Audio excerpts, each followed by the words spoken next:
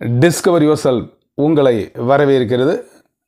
இன்றைக்கி discover your self சேனலில் நம்ம பார்க்கக்கூடிய விஷயம், ஒரு வெற்றியை அடைவதற்கு தேவையான முக்கியமான விஷயங்கள் என்னென்ன. நீங்கள் பழைய ஹிஸ்ட்ரி, வரலாறு இதுகள்லாம் பார்த்தீங்கன்னா, ஒரு விஷயத்துலேருந்து நம்ம வெற்றி அடையணும் அப்படின்னு சொன்னால் என்னென்ன மாதிரிலாம் பண்ணியிருப்பாங்க அப்படின்றதுக்கு நிறைய நம்ம பார்த்துருப்போம். நிறையா பார்த்திங்கன்னா ஒரு ப்ரொவோக்கிங் தாட்ஸை சொல்லியிருப்பாங்க, ஸ்டோரி சொல்லியிருப்பாங்க, நிஜ வாழ்க்கையில் எப்படி ஜெயிக்கிறாங்க அப்படின்னு சொல்லியிருப்பாங்க, ஒரு சாதாரண மனுஷனாக இருந்து எப்படி ஒரு பெரிய அளவுக்கு உயர்ந்தார் அப்படின்பாங்க. சில பேர் கிஃப்டடாக இருப்பாங்க, ஸோ அவங்க வர்றதில் ஒன்றும் ஆச்சரியப்படுறதுக்கு இல்லை. ஆனால் ஒரு கீழ்நிலையில் இருந்து அந்த மேல்நிலையில் ஜெயிப்பாங்க இல்லையா, ஸோ அவங்களாம் நிறைய கஷ்டப்பட்டிருப்பாங்க. இப்போது சுதந்திர போராட்டத்தில் ஈடுபட்டவங்க பரம்பரையாக பணக்காரங்க சில பேர் இருந்திருப்பாங்க, ஆனால் கீழ் மட்டத்தில் இருக்கவங்களும் மேல் மட்டத்துக்கு பெரிய லெவலில் வந்திருப்பாங்க. பாரம்பரியமாக இருப்பாங்க, அவங்க சில பேர் வந்திருப்பாங்க, அதாவது வாரிசு அடிப்படையில். இன்னும் சில பேர் பார்த்திங்க அப்படின்னா மெல்ல மெல்ல அப்படியே வந்திருப்பாங்க. அதான் நம்ம என்ன சொல்லுவோன்னா, ஒரு ஸ்டெப் பை ஸ்டெப்பாக அப்படியே மேலே வர தான் நம்ம அந்த புகழினுடைய உச்சியை அடைய முடியும். அதான் நம்ம சொல்லுவோம், wisdom comes from knowledge, knowledge comes from experience, experience comes from mistake. நாம் ஒரு செயலை திரும்ப திரும்ப செய்யும் பொழுது தான் அதில் நமக்கு ஒரு எக்ஸ்பீரியன்ஸ் கிடைக்கும். தவறுகளை நம்ம திருத்த முடியும், அப்போ தான் பண்ண முடியும். ஸோ ஒரே டேக்கில் ஓகே வாங்க முடியாது. அதே மாதிரி ஒரே அட்டம்ப்டில் பாஸ் பண்ண முடியுமா அப்படின்றதுக்கு அது இருக்கிறாங்க, இல்லைன்னு சொல்ல முடியாது. ஆனால் 1 அல்லது 2 அட்டம்ப்ட் பண்ணிவிட்டு அதன் மூலம் ஜெயிப்பாங்க பாருங்கள். அவங்களுக்கு பார்த்திங்கன்னா அந்த பேக்ரவுண்டில் நிறைய ஹார்ட் ஒர்க் போட்டிருப்பாங்க. அந்த ஹார்ட் ஒர்க் தான் அவங்கள ஒரு பெரிய நிலைக்கு அழைத்து செல்லும் அப்படின்றதுல எந்த ஒரு செகண்ட் தாட்ஸும் உங்களுக்கு இருக்கக்கூடாது. அப்போது அந்த போட்டித் தேர்வு அப்படின்னு சொல்லி வரும்பொழுது எந்த மாதிரியான விஷயமாக இருந்தாலும் அதை ஜெயிப்பதற்கு என்று ஒரு 3 முக்கியமான ஒரு காரணம் சொல்லணும். அதில் ஃபஸ்ட்டு பார்த்திங்க அப்படின்னு சொன்னால், நன்றாக பிளான் பண்ணணும். பிளான் பண்ணி முடித்ததுக்கப்புறம் அந்த பிளானுக்கு ஏற்ற மாதிரி அந்த பிளானை எக்ஸிக்யூட் பண்ணணும். 2 ஃபஸ்ட்டு அந்த எக்ஸிக்யூட் பண்ணும்போது எந்த மாதிரி அப்டக்கிள்ஸ் வந்தாலும் அதிலிருந்து பின்வாங்கவே கூடாது. இந்த 3 விஷயத்தை நீங்கள் பண்ணிட்டீங்கன்னா நிச்சயமாக ஜெயிக்க முடியும். அது வாட் எவர் இட் மேபி. நீங்கள் நோட்டிஃபிகேஷன் வந்ததுக்கப்புறம் படிக்கணும் அப்படின்னு நினைக்கக்கூடாது.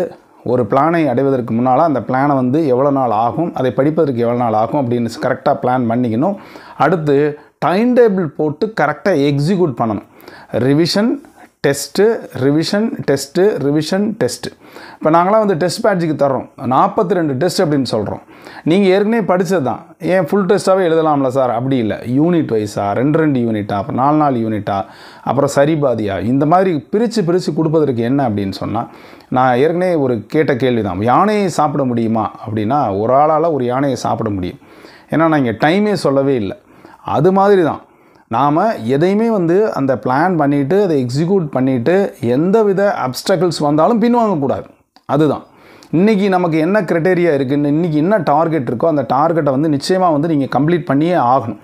இப்போ காலையில் எழுந்திருக்கீங்க, நீங்கள் ஒரு முக்கியமான வேலையாக பார்த்தீங்கன்னா காலை கடன்களை கழிப்பது, அப்புறம் ப்ரஷ் பண்ணுறது, அப்புறம் சாப்பிட்றது, இந்த விஷயங்கள், தூங்குறது, இதெல்லாம் நம்ம விட்டு கொடுக்கவே மாட்டோம். இதை செஞ்சு ஆகணும். அப்போ தான் அந்த உடல் மறுநாள் இயங்குவதற்கு அல்லது ஒரு ஃப்ரெஷ்ஷாக இருப்பதற்கு உதவிகரமாக இருக்கும். சரியாக தூங்கலை, உங்களால் வேறு ஒன்றும் பண்ண முடியாது. தலைவலியாக இருக்கும், ஏதாவது இருக்கும். சாப்பிடலை, நிச்சயமாக உடம்புக்கு நல்ல தேவையான ஸ்டாமினா இருக்காது.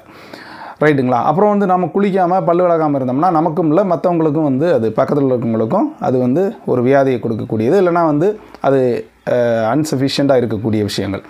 அப்போ எப்படி நாம் உயிர் வாழ்வதற்கு தேவையான சாதாரண கடமைகளை நிச்சயமாக பண்ணுறோமோ, அதை போன்று தான் இந்த சக்ஸஸ் ஆகணும் அப்படின்னு நினைக்கும்போது நீங்கள் செஞ்சே ஆகணும். நீங்கள் என்ன சப்ஜெக்டாக இருந்தாலும் சரி, அந்த சப்ஜெக்டில் ஃபஸ்ட்டு நல்லா பிளான் பண்ணிவிட்டு அதை எக்ஸிக்யூட் பண்ணுங்கள், படிங்க. அதை தான் எக்ஸிக்யூட் பண்ணுறதுங்கிறது. அதான் எப்படி படிக்கணும் அப்படின்றதான் ரொம்ப முக்கியம்.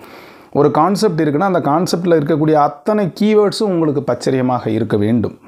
அப்போ தான் இப்போது ஒரு சைக்காலஜி சொல்கிறேன், ஏன்னா அனைத்து சப்ஜெக்ட் நண்பர்களும் நீங்கள் இதை பார்த்துக்கிட்டு இருப்பீங்க. ஃபர்ஸ்ட் யூனிட் அப்படின்னு எடுத்துக்கிட்டிங்க அப்படின்னா, ப்ரீ பிரைமரி எஜுகேஷனில் ஆரம்பித்து பாவர்ட்டி, அன்எம்ப்ளாய்மெண்ட் வரைக்கும் வரும். அந்த டாபிக் முழுக்கும் 2 விஷயத்தை பற்றி தான் பேசியிருப்பாங்க.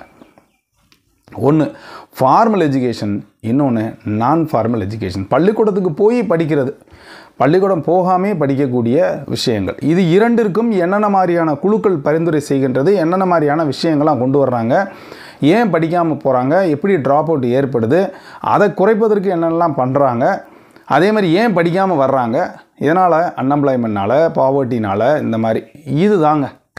இப்போ நம்ம பார்த்தாச்சு. அப்போது ப்ரீ பிரைமரி எஜுகேஷனில் என்னென்னலாம் வருது, ஒரு ப்ரீகேஜியில் இருந்து அந்த ஹையர் ஸ்டடீஸ் வரைக்கும் இதுக்கு பரிந்துரைத்த குழுக்கள் என்னென்ன, எப்போ பண்ணுது, என்ன பண்ணுறாங்க, அதே மாதிரி அரசு என்னென்னலாம் பண்ணுது, அந்த பரிந்துரைத்த குழுவின் பேரில் எக்ஸிக்யூட் பண்ணுவாங்க இல்லையா, சத்துணவு திட்டம், மதிய உணவு திட்டம், அதே மாதிரி அங்கன்வாடி, இதெல்லாம் செயல்படுற விதங்கள் இருக்கு இல்லைங்களா, இதுக்கு இந்த குழுக்கள் எப்படி பரிந்துரை செய்யுது. அப்போ ஒரு free primary education, primary education, secondary education, higher எஜுகேஷனுக்கெலாம் என்னென்ன குழுக்கள்லாம் பரிந்துரை செய்து வந்தாங்க அப்படின்றத எடுத்துக்கிட்டிங்கன்னா ஃபார்மல் எஜுகேஷன் முடிஞ்சது. நான் ஃபார்மல் எஜுகேஷனை பொறுத்த மட்டுக்கும் நீங்கள் வந்து அந்த படிப்பறிவு இல்லாமல் போனவங்க, அதாவது வந்து ட்ராப் அவுட்டு, அது மாதிரி ஸ்டேக்னேஷன் இருக்கக்கூடியவங்க, அதாவது 18 வயசுக்கு மேலேயும் படிக்காமல் இருக்கக்கூடியவங்க, முதியோர் கல்வி, இந்த மாதிரி இருக்கக்கூடிய விஷயங்கள் இப்போலாம் ஓரளவுக்கு அது குறைஞ்சிருச்சு. அப்போது அந்த காலகட்டங்களில் என்னென்ன மாதிரிலாம் பண்ணாங்க, அதுக்கு என்னென்ன குழுக்கெல்லாம் பரிந்துரை செய்தது, என்ன மாதிரிலாம் டீச்சிங் எய்ட்ஸ் யூஸ் பண்ணாங்க, யாரெல்லாம் பண்ணாங்க, அதுக்கு நிறையா நேரு யுவகேந்திராவிலேருந்து பல திட்டங்கள் போட்டு எப்படி வந்து அதை குறைச்சாங்க, படிப்பறிவு மக்களுக்கு ஊக்குவித்தாங்க அப்படின்ற விஷயங்கள் எல்லாம் ஃபுல்லாக அதில் இருக்கும்.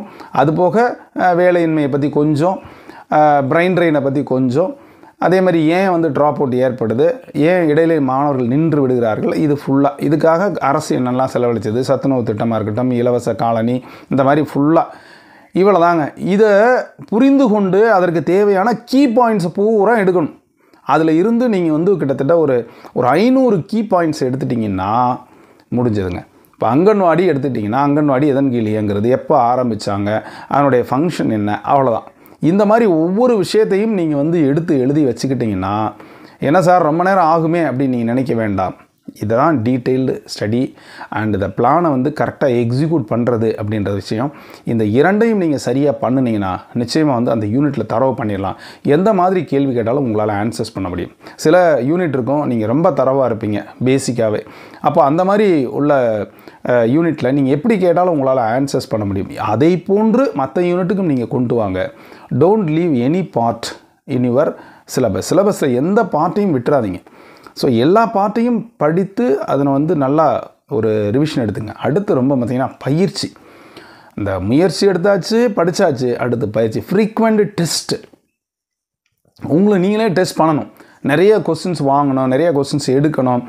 நீங்களே கொஸ்டின்ஸ் எடுங்க, திரும்ப திரும்ப எழுதுங்க. இல்லைனா நீங்கள் டெஸ்ட் பேட்சுக்கு வாங்க. இந்த மாதிரி நிறைய விஷயங்களை நீங்கள் செய்யணும்.